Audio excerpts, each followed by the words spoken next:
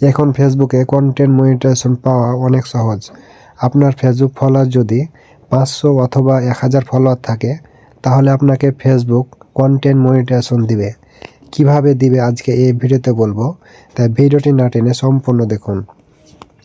এটা হচ্ছে আমার পেজ ইব্রাহিম ভাই 9.2, ঠিক আছে, এবং আমার এতে 9100 ফলোয়ার আছে। আমার আরেকটি পেজ আছে, ওই পেজে প্রবেশ করব, ঠিক আছে। এই যে এটি হচ্ছে আমার পেজ, দেখতে পাচ্ছেন। আমার পেজের নাম হচ্ছে কারেট অফ ইব্রাহিম, ঠিক আছে। আমার ফলোয়ার আছে কিন্তু 1300 ফলোয়ার, ঠিক আছে। আমি এখন প্রফেশনাল ড্যাশবোর্ডে যাব, ঠিক আছে। প্রফেশনাল ড্যাশবোর্ডে যাওয়ার পরে এই যে এখানে মনিটাইজেশন অপশান আছে, এখানে একবার ক্লিক করে দেব। ক্লিক করার পরে আমি কিন্তু স্টার সেটআপ পেয়েছি এবং এখানে দেখেন কন্টেন্ট মনিটাইজেশন আছে, ঠিক আছে। এখানে ইনভাইট, ঠিক আছে, ইনভাইট অনলি। আমি যদি এখানে একবার ক্লিক করে দিই, ক্লিক করার পরে এখানে কিন্তু স্পষ্টভাবে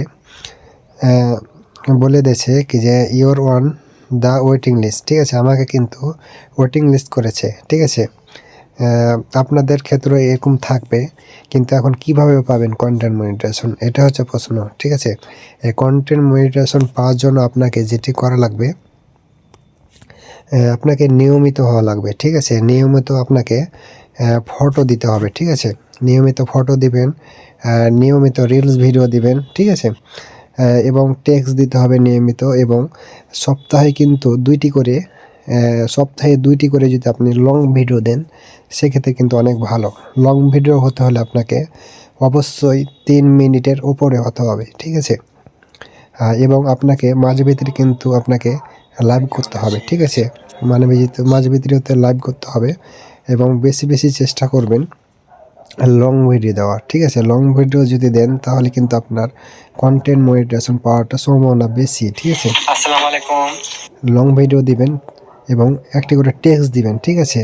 যে কথাগুলো বললাম, যে একটি করে লং ভিডিও, একটি করে শর্ট ভিডিও, এবং একটি করে ফটো, ঠিক আছে। আর একটি করে কিন্তু আপনাকে টেক্সট দিতে হবে, ঠিক আছে।